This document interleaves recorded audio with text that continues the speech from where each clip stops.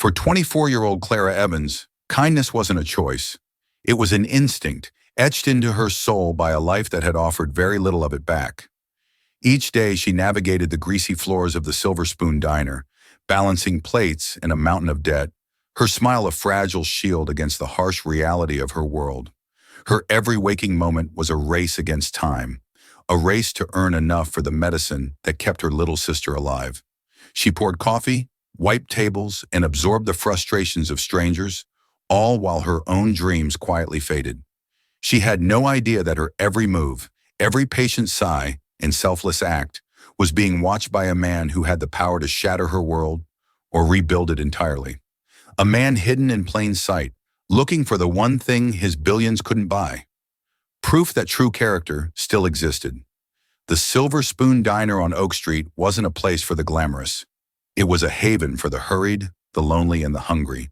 A relic of a bygone era with its cracked red vinyl booths and a jukebox that had been stuck on Creedence Clearwater Revival since 1998. The air hung thick with the comforting trinity of frying bacon, stale coffee, and industrial-strength cleaner. For Clara Evans, this place was both her prison and her sanctuary. At 24, Clara possessed a quiet resilience that life had forced upon her. Her chestnut hair was usually pulled back in a practical, slightly frazzled ponytail, and her blue eyes, though often shadowed with fatigue, held a deep well of empathy. She moved through the diner with an economy of motion that spoke of years of practice, her worn-out sneakers squeaking a familiar rhythm on the checkered linoleum. Her shift started at 6 a.m., but her day had begun 2 hours earlier. The first hour was spent at the small, two-bedroom apartment she shared with her younger sister, Lily. Lily was 16 with a smile that could have lit up the city, but her world was confined to a specially equipped bed in their living room. A rare degenerative muscular disorder had been stealing her mobility piece by piece since she was a child. The condition was aggressive, and the experimental treatments that kept it at bay were astronomically expensive. Every dollar Clara earned was a drop in an ocean of medical debt. This morning, like every morning, Clara had carefully administered Lily's medication, helped her with her breathing exercises, and read a chapter from an old fantasy novel. "One day, Clara," Lily had whispered, her voice thin but hopeful, "we'll go see real castles, not just ones in books." One day, Clara had promised, her heart aching with the weight of that simple word. She'd kissed her sister's forehead, leaving Mrs. Gable, their elderly neighbor who checked in on Lily, with a list of instructions before heading out into the pre-dawn chill. The second hour before her shift was spent at a community college, where she was taking an online course in accounting. It was a slow, grueling crawl toward a different life, one where she wasn't constantly one paycheck away from disaster. She listened to lectures on her cracked phone during her bus ride, her mind struggling to absorb concepts of fiscal responsibility while her own finances were a raging tire fire. By the time she tied the starchy white apron around her waist at the Silver Spoon, she had already lived half a day. Her boss, Tony, a burly man with a perpetually grease-stained shirt and a heart of gold, gave her a sympathetic nod. "Rough morning, kid?" "The usual," she replied, forcing a smile as she grabbed her notepad. The morning rush was a blur of chaos. Orders were shouted, coffee was sloshed, and the bell above the door chimed incessantly. Clara was a master of this domain. She remembered regulars' orders without asking, offered a kind word to the lonely old man in booth 4, and expertly navigated the narrow aisle between tables without ever spilling a drop. Around 10 a.m., a man walked in who didn't fit the usual clientele.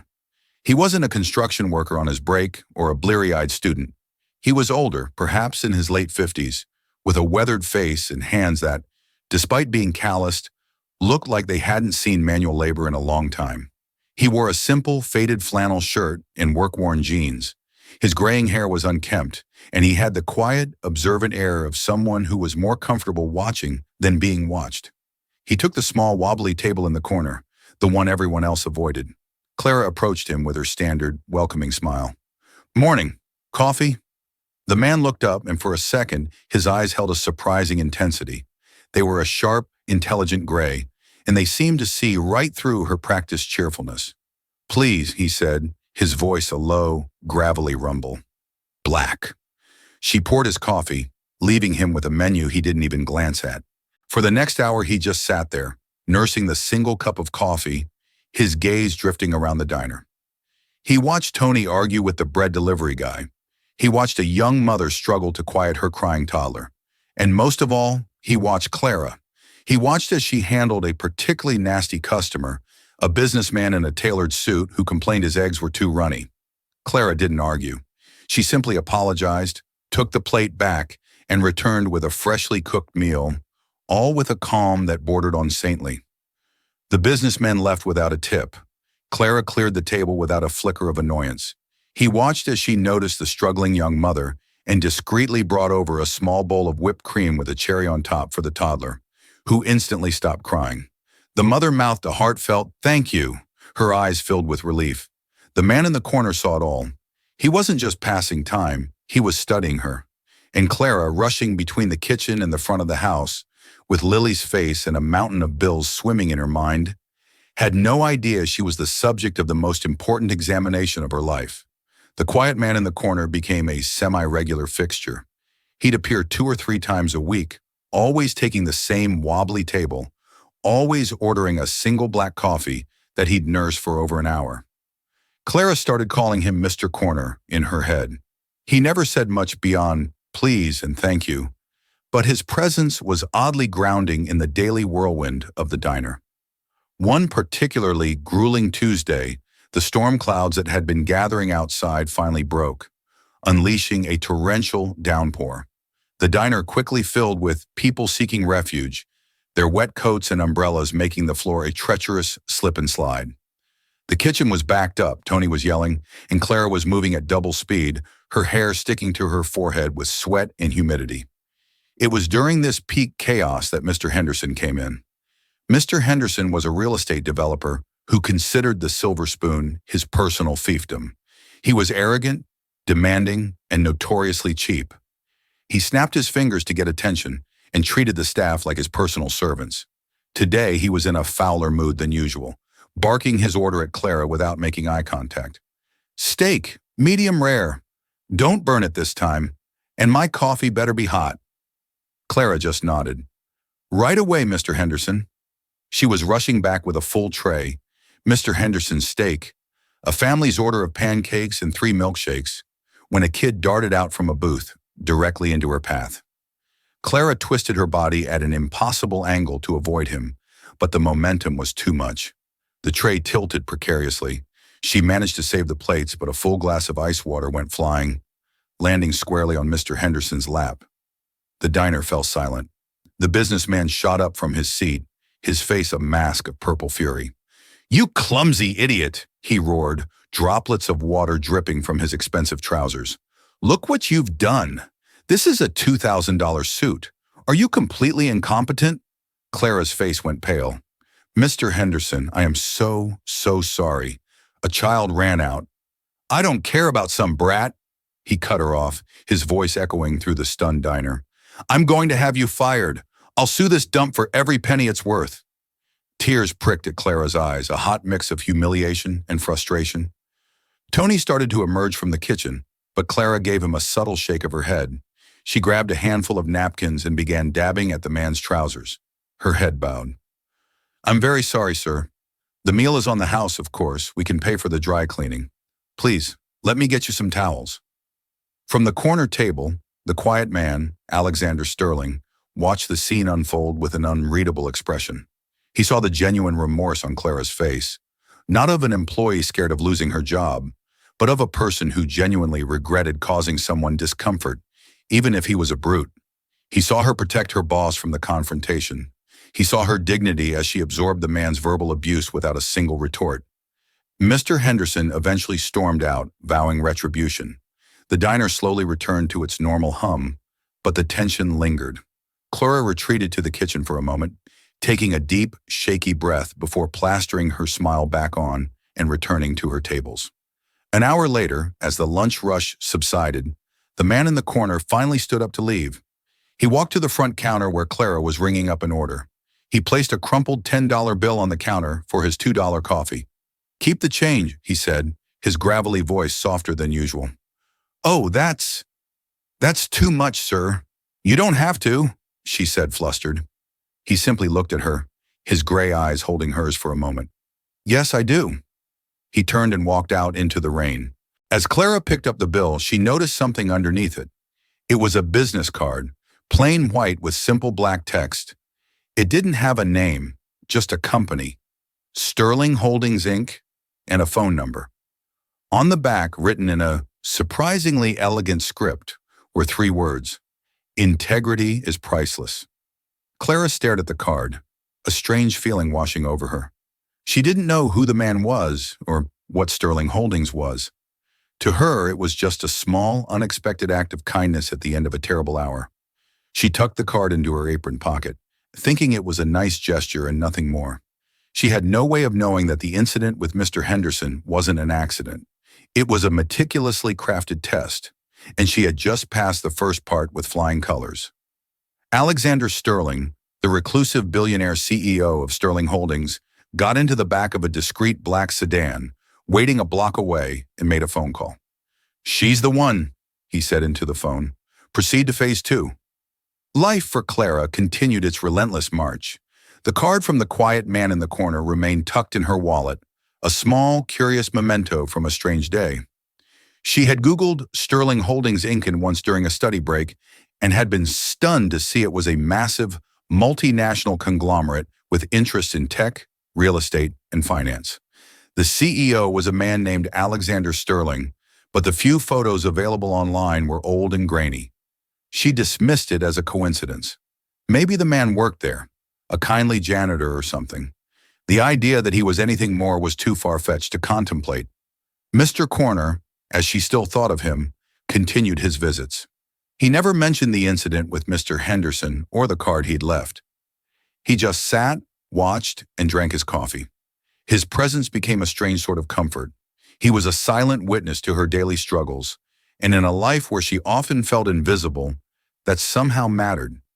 He saw her slip a bag of day-old muffins to a homeless man who often huddled by the diner's back door, speaking to him not with pity, but with the casual warmth of an equal. He saw her spend 15 minutes of her unpaid break helping an elderly woman figure out the new bus schedule on her phone. He saw her patiently explaining the menu for the 10th time to a group of indecisive teenagers, her smile never wavering. Each act was a small thread, weaving a tapestry of character that Alexander Sterling was observing with rapt attention. He had spent the last year since his wife Eleanor's death adrift in a sea of meaningless wealth. Everyone around him wanted something. His board members wanted higher profits. His distant relatives wanted handouts. His employees offered fawning, insincere praise. He was starving for something genuine. Eleanor had always said, "You find a person's real worth in the small, unwatched moments." So he had started watching. He visited cafes, libraries, and parks, searching for someone who lived by the values his wife had cherished. In Clara, he was beginning to see Eleanor's words made manifest. But as Alexander's conviction grew, the cracks in Clara's life were widening into chasms. Lily had a bad turn. A respiratory infection landed her in the hospital for a week, a terrifying ordeal that left her weaker and their finances in utter ruin. The new medication recommended by the specialist was experimental and, of course, not covered by their minimal insurance. The initial cost was a staggering $50,000. The number was so large it seemed unreal. It was a brick wall Clara had run into at full speed. She picked up extra shifts, forgoing her classes. She started working weekends as a cleaner for a small office building downtown. Sleep became a luxury she couldn't afford. The exhaustion was a physical weight, settling deep into her bones. The shadows under her eyes became permanent fixtures. Tony saw the change. "Clara, you're going to burn yourself out," he said one evening, forcing her to sit down with a bowl of soup. "You need to rest." "I can't, Tony," she whispered, her voice cracking. "If I stop, I lose her. It's that simple." Her desperation was a palpable thing. The bright spark of hope in her eyes was dimming, replaced by the dull glint of fear. It was precisely this vulnerability that Phase 2 of Alexander's plan was designed to test. One afternoon, a woman walked into the diner. She was the polar opposite of its usual patrons. She wore a sharp, tailored gray suit. Her silver hair was cut in a severe, elegant bob, and she carried a leather briefcase. She scanned the room until her eyes landed on Clara. "Are you Clara Evans?" the woman asked, her voice crisp and professional. "Yes. Can I help you?" "My name is Miss Davies. I'm a recruitment consultant." She slid a pristine business card across the counter. "I have a client who is looking for a junior administrative assistant. The role is simple: filing, scheduling, data entry. The salary is $75,000 a year, full medical and dental benefits included." Clara froze. The number seemed to hang in the air, shimmering like a mirage. $75,000. It was more than double what she made now. It was Lily's medicine. It was a way out. It was a lifeline. "Me," Clara stammered, "but I don't have a degree. My only experience is this." "My client values work ethic and integrity above all else," Ms. Davies said smoothly, her eyes unblinking. "We've been observing potential candidates for some time. You come highly recommended for your diligence and interpersonal skills. The position starts immediately. We would need you to give your notice here today." Today, the word hit Clara like a punch to the gut. Leave Tony? Now? During the busiest season, with his wife recovering from surgery and him barely keeping his head above water? Tony had given her this job when no one else would. He'd let her adjust her schedule for Lily's appointments. He'd advanced her pay more times than she could count. He was family. Her mind was a battlefield. One side screamed at her, "Take it. This is your miracle. It's for Lily." The other side whispered about loyalty, about leaving a good man in a lurch, about the debt she owed him that wasn't monetary. She looked over at Tony, who was sweating over the grill, his face a mask of concentration. She thought of his kindness, his unwavering support. Then she thought of Lily, her fragile breaths in the sterile hospital room. The choice was tearing her apart. Ms. Davies watched her, a slight, almost imperceptible smile on her lips. The offer was deliberately designed to be too good to refuse, and the time pressure was meant to force a selfish decision. From his corner table, hidden behind a newspaper, Alexander Sterling held his breath. This was the true test. Kindness to strangers was one thing, but loyalty when your own world was burning down, that was something else entirely. Clara took a deep breath, her heart pounding in her chest. She looked Ms. Davies directly in the eye. "Thank you," she said, her voice trembling but firm. "It's an incredible offer, but I can't accept." Ms. Davies raised a perfectly sculpted eyebrow. "May I ask why? An opportunity like this is unlikely to come again." "My boss, he needs me," Clara said, the words tasting like ash in her mouth, even as she knew they were the right ones. "I can't just walk out on him. Not now. It wouldn't be right." Ms. Davies stared at her for a long moment, then slowly nodded. "I see. Well, the offer stands for 24 hours if you change your mind." She stood, smoothed her suit, and walked out of the diner without another word. Clara felt a wave of nausea. Had she just made the biggest mistake of her life? She had chosen loyalty over her sister's future. The thought was a dagger in her heart. She rushed to the restroom and splashed cold water on her face, fighting back tears of regret and turmoil. In the corner, Alexander Sterling lowered his newspaper. A slow, genuine smile spread across his face. He'd found her. He'd really found her. The rejection of the job offer haunted Clara for days. Every time she looked at the growing pile of medical bills on her kitchen table, a voice in her head screamed, "You fool!" She had chosen abstract loyalty over a concrete solution, and the weight of that choice was crushing. The $75,000 salary replayed in her mind, a ghost of a life she could have had, a life where she could sleep at night without the specter of debt looming over her. She tried to push through, working with a feverish intensity as if to punish herself for the decision. She took on even more hours, covering shifts for sick colleagues, staying late to mop the floors, coming in early to prep the coffee station. Her world shrank to the four walls of the diner and the quiet, tense atmosphere of the apartment. Her online classes were completely abandoned. There was simply no time, no energy. Lily's condition remained precarious. She was home from the hospital, but she was weaker than before. The doctor's words echoed in Clara's mind. "The new treatment offers the best chance, Clara. Without it, we're just managing a decline. The phrase managing a decline was a clinical, sterile way of saying she was watching her sister fade away. The first notice arrived a week later.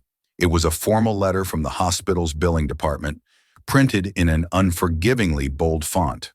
Final notice: payment of $50,000 is due immediately to begin the recommended treatment protocol for patient Lily Evans.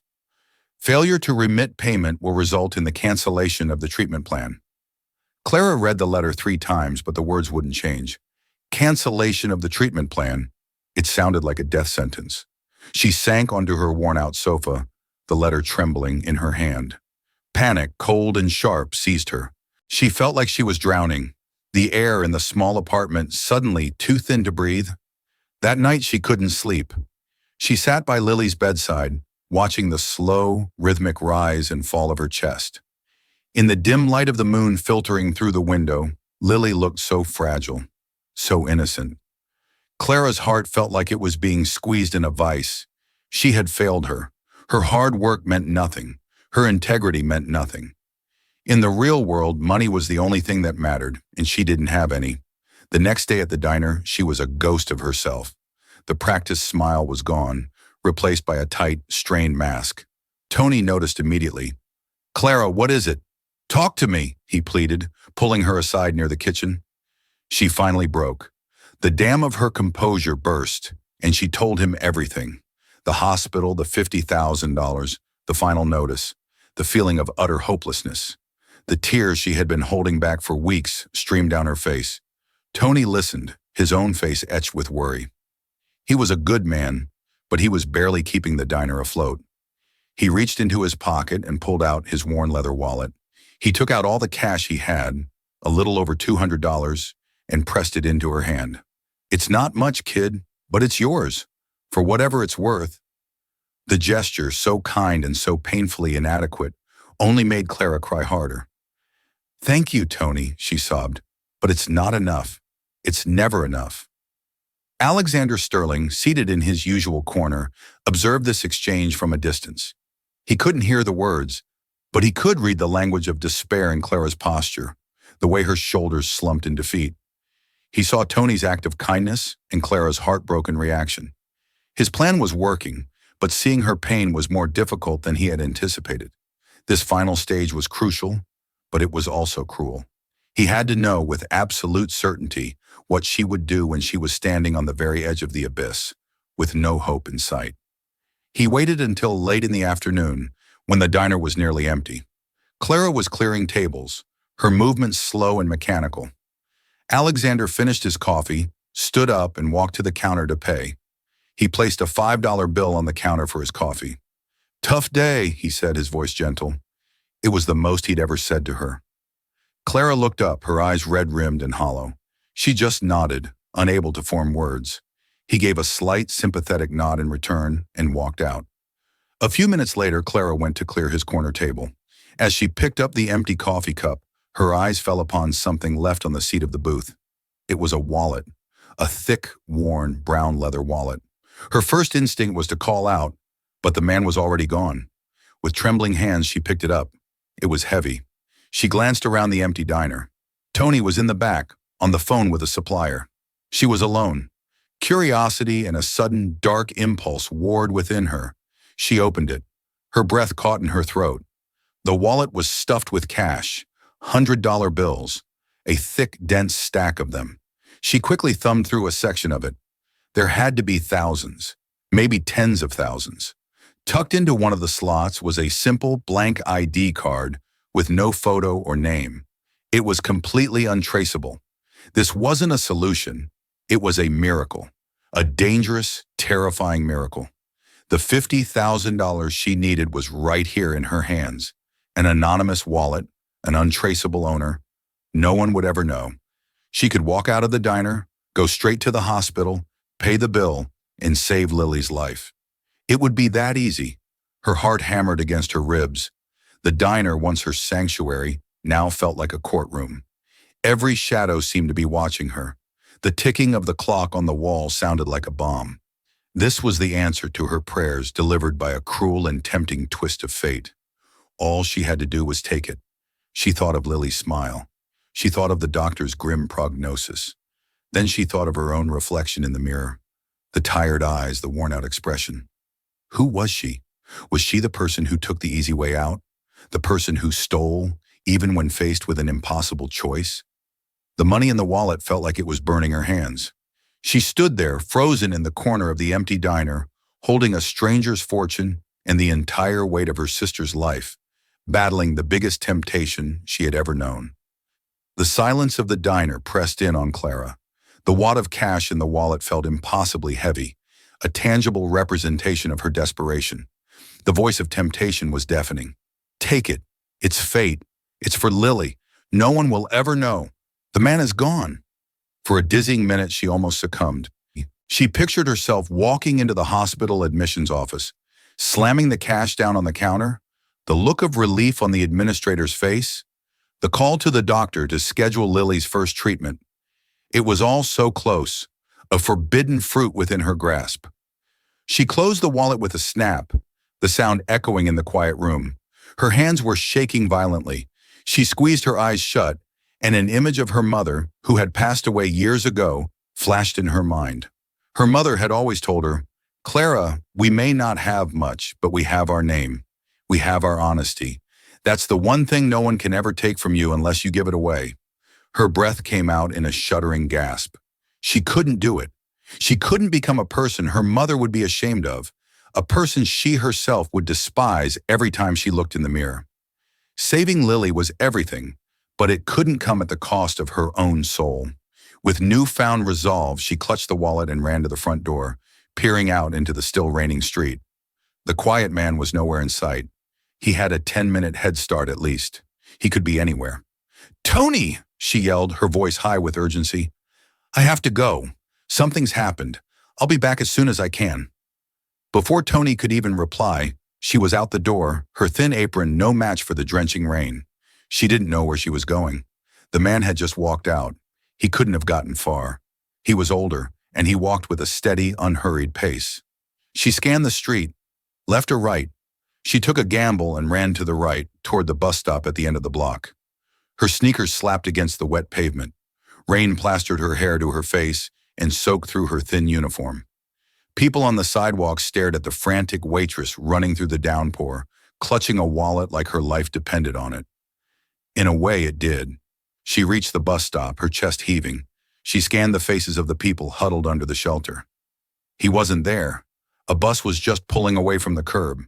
Had he gotten on it? Despair began to creep back in. This was a fool's errand. The city was huge. Finding one anonymous man was impossible. But then she saw him. Across the street, half a block down, the man was just turning a corner onto a quieter side street, Market Avenue. Adrenaline surged through her.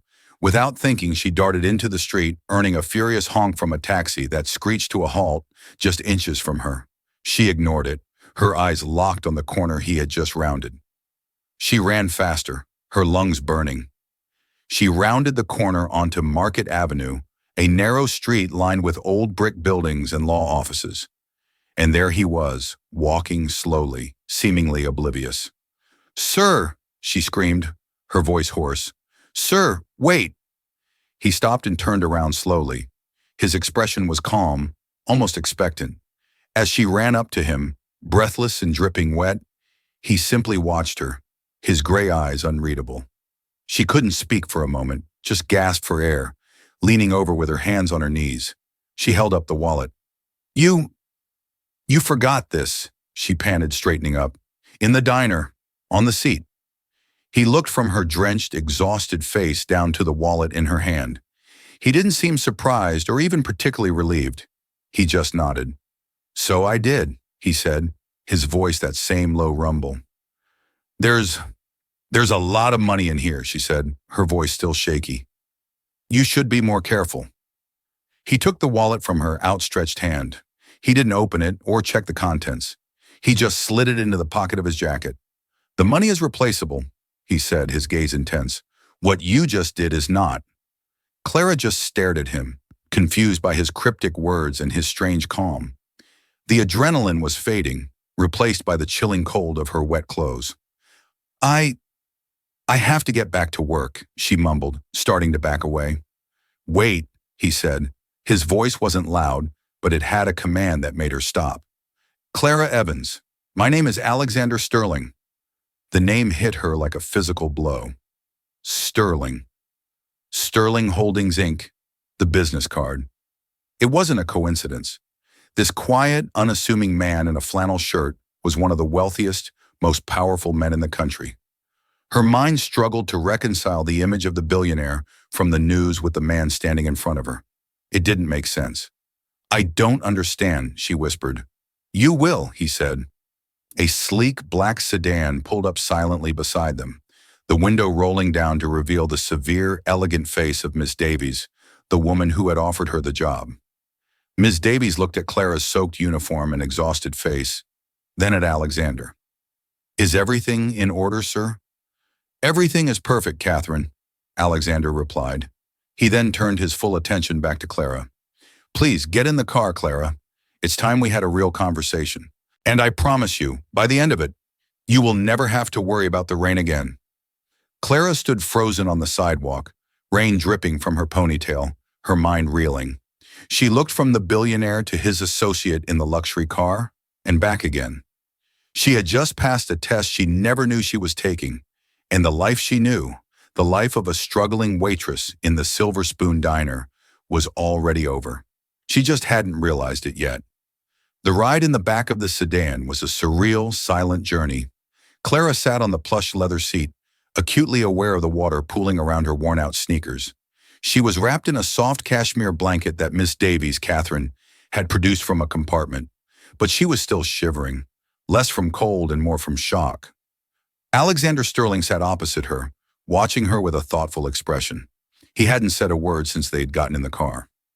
They drove downtown to the heart of the financial district, pulling up in front of a skyscraper made of black glass and steel that seemed to pierce the clouds. The words Sterling Tower were emblazoned in discreet silver letters above the grand entrance. Please come with me, Alexander said as the driver opened her door. Walking through the lobby was like entering another world. The floors were polished marble, the air was silent and smelled faintly of leather and success, and people in immaculate suits moved with quiet purpose, their gazes flicking curiously toward the soaking wet waitress being escorted by the company's legendary founder.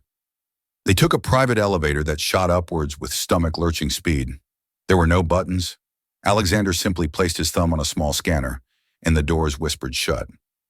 They opened again on what seemed to be the top floor of the building. It wasn't an office. It was a sprawling, beautifully furnished penthouse suite with floor-to-ceiling windows that offered a breathtaking, panoramic view of the entire city, shrouded in rain clouds below them. Please sit, Alexander said, gesturing to a comfortable-looking armchair. Catherine, could you please arrange for some dry clothes for Miss Evans? And some tea. As Catherine left, Clara sank into the chair, feeling small and out of place. Mr. Sterling, I don't understand any of this. The diner, the wallet, the job offer. Alexander stood by the vast window looking down at the city. A little over a year ago, I lost my wife, Eleanor, he began, his voice softer now, filled with a raw grief that felt jarringly intimate. She was the heart of my world. She grew up with nothing, much like you. She believed that a person's true wealth wasn't in their bank account, but in their character. She used to say, money can build a house, but only integrity can build a home. He turned to face Clara, his gray eyes filled with a profound sadness. After she was gone, I looked around at my life, at this empire I'd built, and I felt empty. I was surrounded by people who agreed with everything I said, who wanted a piece of my fortune. There was no honesty, no integrity. I started to wonder if the world Eleanor believed in even existed anymore. He walked over and sat in the chair opposite her. So I started an experiment. I wanted to find someone who embodied the values she held so dear. Someone who was kind when no one was watching, loyal when it was easier to be selfish, and honest when they had every reason not to be. I started looking for one good person. The pieces began to click into place in Clara's mind. The puzzle of the last few weeks was assembling itself into a picture so incredible it was difficult to believe. The diner, she whispered. Was my first stop, he confirmed. And then I saw you. I saw you handle that obnoxious businessman, who I should mention is a highly paid actor from my marketing department named Robert Henderson, with grace and professionalism. He was instructed to be as awful as possible. Clara's jaw dropped. Mr. Henderson was an actor? Then came the job offer, Alexander continued. Catherine Davies is my chief legal counsel. The offer was real, but the condition that you had to leave your boss high and dry immediately was the test. We wanted to see if you would trade your loyalty for financial security. You chose loyalty. I was deeply impressed. He paused as Catherine returned with a tray of tea and a neatly folded pile of clothes. Clara accepted them numbly. And today, Alexander said, his voice dropping, was the final test, the most difficult one. I knew about your sister, Clara. I'm sorry to say, my resources allow me to be very thorough. I knew about the hospital bills, the final notice. I knew you were at your breaking point. The wallet, the cash. I put you in an impossible position. I needed to know what you would do when you were standing at the edge of despair, with a choice between your survival and your principles. He leaned forward, his expression deadly serious. You ran through a storm, Clara. You chased down a stranger to return a fortune you desperately needed. In that moment, you proved that my wife was right. People like you still exist. Tears were streaming down Clara's face now, but they weren't tears of sadness or fear. It was a release of weeks of pent-up tension, confusion, and a dawning, overwhelming sense of disbelief. But why? She managed to ask. Why go to all this trouble for me? Because I'm not offering you a handout, Clara. I'm offering you a partnership, he said. Eleanor left behind a significant portion of her estate to establish a charitable foundation, the Eleanor Sterling Foundation for Families in Crisis. Its mission is to provide direct, immediate financial aid to families crushed by medical debt, to cut through the red tape that people like you face every day. But the foundation has been dormant. It needed a director, someone with empathy, integrity, and first-hand knowledge of the struggle. It needs someone who can't be bought, who understands the value of a dollar, but values human dignity more. He looked at her, and for the first time, she saw a flicker of hope in his own eyes. I'm asking you to run it, Clara. I want you to be the director of the foundation. You will have a staff, a significant budget, and the autonomy to help people. Your starting salary will be, let's say, substantially more than the one Miss Davies offered you. And your first act as director, if you accept, will be to approve a grant for the full, immediate, and ongoing medical care of a young woman named Lily Evans. The world tilted on its axis. Clara couldn't breathe. Director, foundation, Lily's care. The words swirled around her, a symphony of hope she had never dared to imagine. She looked at this powerful, grieving man who had orchestrated this bizarre, elaborate test of her character, and she saw not a billionaire, but a man trying to find a reason to believe in the world again. And in her, he had found it. Accepting Alexander's offer was less a decision and more a surrender to a new, terrifying, and exhilarating reality. The morning after her life-altering encounter, Clara stood before the imposing black glass of Sterling Tower, not in a drenched uniform, but in a simple yet professional dress Catherine Davies had arranged for her. She felt like an actress who had been pushed onto the wrong stage. The sheer scale of the building, the quiet hum of immense power emanating from it, was deeply intimidating. For a moment, she felt the powerful urge to turn and run back to the familiar, greasy comfort of the silver spoon. But then an image of Lily's hopeful smile flashed in her mind, and she took a deep breath, pushing through the revolving doors. Her transition from waitress to foundation director was a jarring culture shock. Her new office on the 40th floor was larger than her entire apartment, with a view that made the city look like a toy set. In her first week, she was introduced to a world of board meetings, fiscal projections, and strategic planning sessions. She sat in meetings with sharp, Ivy League-educated executives who spoke in a language of acronyms and bottom lines. The feeling of being an imposter was a constant, heavy cloak. They saw a waitress. She felt like one. The first real test of her new role came during a budget meeting for the foundation.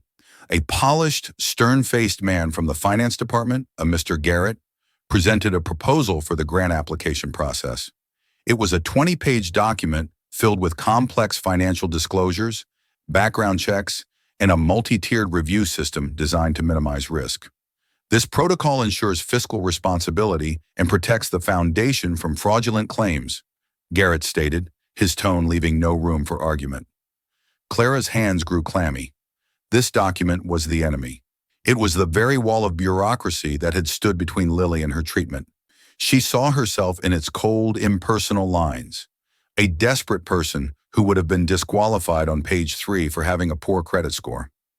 Finding a voice she didn't know she possessed, she spoke up. "Mr. Garrett, how long would it take for a family to complete this application and receive a decision?" Garrett adjusted his glasses. "Best case scenario, with all documentation in order? 6 to 8 weeks. 6 to 8 weeks, Clara repeated softly, the words catching in her throat. My sister was given a final notice. We didn't have 6 to 8 weeks. We didn't have 6 to 8 days. When your child can't breathe, or when the hospital says they're stopping treatment, fiscal responsibility isn't the first thing on your mind. Survival is." She stood up, her heart hammering, and looked around the polished mahogany table at the surprised faces. "I spent a month trying to get a simple copay waiver from our insurance. I had to provide 3 years of tax returns, letters from employers, and proof of every dollar I ever earned, only to be told I made $200 a year too much to qualify. That is the system we are trying to fix, not replicate. Our foundation must be different. It must be built on trust, not suspicion. It must be fast, and it must be human." The room was silent.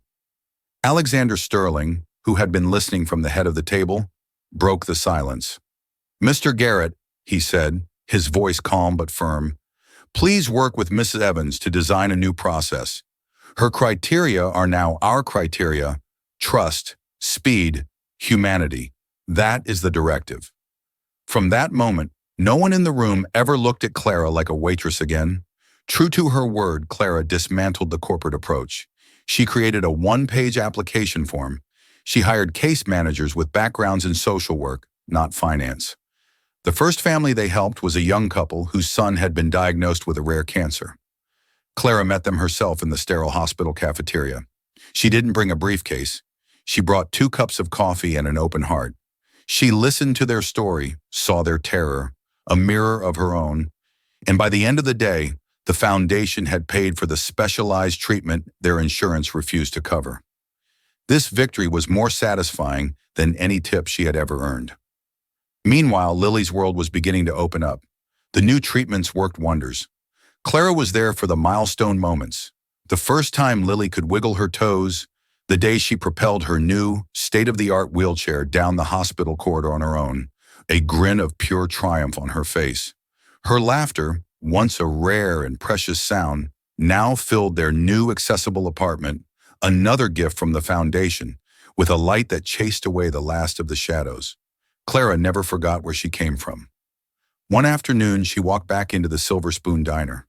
Tony, seeing her in her tailored blazer, let out a whoop and pulled her into a hug that smelled of bacon and honest work. "Look at you, kid! A regular big shot!" She smiled, a real, untired smile. "I wanted to say thank you, Tony, for everything." She handed him an envelope. Inside were 2 checks. The first was a grant from the Eleanor Sterling Foundation, designated for small businesses that support their local communities, enough to pay off his debts and renovate the diner. The second was a personal check from her, with a note, "For that vacation you and Maria deserve." Tony stared at the numbers, his gruff exterior crumbling as tears welled in his eyes. "I always knew you were meant for more than this place, Clara," he said, his voice thick with emotion. "I just didn't know how much more." Her friendship with Alexander deepened. He was no longer the mysterious man in the corner, but a mentor and a confidant. He shared stories of Eleanor, of her fire and her compassion, and Clara felt as if she knew the woman whose legacy she was now building. In turn, Clara kept him grounded, reminding him of the real-world impact of the decisions made from their perch in the sky. A year to the day after she had chased him through the rain, Clara found herself sitting in a booth at the newly renovated Silver Spoon. The cracked vinyl was gone, replaced by comfortable upholstery, But the diner's heart was the same. Across from her, Lily was passionately debating the merits of Gothic versus Romanesque architecture with a smiling Alexander Sterling, her sketchbook open to a detailed drawing of a castle. A new waitress, a young woman with the familiar, tired but hopeful look of a student working her way through college, came to their table. "What can I get for you, folks?" she asked with a friendly smile. Clara ordered for them all, and as the waitress walked away, she felt a profound sense of peace. She saw the entire arc of her journey in that single moment: the desperation, the test of character, the impossible choice, and the incredible reward. Alexander caught her eye and raised his coffee cup in a silent toast, a gesture that now held a universe of shared meaning. He hadn't just given her money, he had given her a purpose that aligned with the person she had always been. He set out searching for one good person to honor his wife's memory, and in doing so, he had empowered her to help hundreds more, creating a living, breathing legacy of kindness that Eleanor Sterling would have loved. The waitress from the Silver Spoon was finally home. Clara's story is a powerful reminder that our true worth isn't measured by our job title or the balance in our bank account, but by the integrity we show when faced with impossible choices. It's about the kindness we offer when we have little to give and the honesty we uphold when no one is watching. In a world that often feels transactional and cold, a single act of character can create ripples that change everything. Alexander Sterling had all the money in the world, but he knew the most valuable investment he could ever make was in people. If this story of hope, integrity, and unexpected transformation touched your heart, please help us share it with others. Smash that like button to let us know it resonated with you. Share this video with someone who needs a reminder that good things happen to good people. And don't forget to subscribe to our channel for more real-life stories that will inspire and uplift you. What would you have done if you found that wallet? Let us know in the comments below.